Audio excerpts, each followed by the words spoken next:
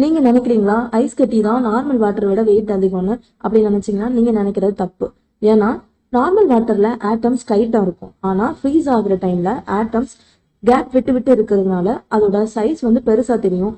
ஆனா வெயிட் ரொம்ப கம்மியா தான் இருக்கும். அதனாலதான் ஐஸ் வந்து வாட்டர்ல ஃப்ளோட் ஆகுது. இதே இது ஐஸ் கட்டி வாட்டர்ல மூழ்கிச்சு அப்படின்னா என்ன நடக்கும்? உள்ள இருக்கிற ஃபிஷ், பிளான்ட்ஸ், மெரைன் லைஃப் எல்லாமே காலியாயிருக்கும்.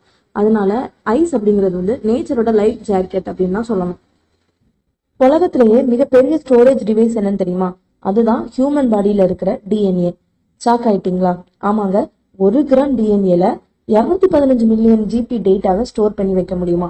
இப்போ நம்ம போன்ல 128 ஜிபி டேட்டா இருக்கு அப்படின்னு சொன்னாதான் நம்மளுக்கு கெத்து, அப்படிதானே?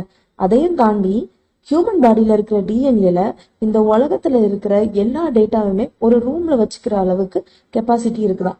சயின்டிஸ்ட் சொல்றாங்க ஃபியூச்சர்ல கம்ப்யூட்டர்ஸ் இல்ல டிஎன்ஏ தான் ஸ்டோரேஜ் டிவைஸா யூஸ் பண்ணுவாங்க அப்படின்னு.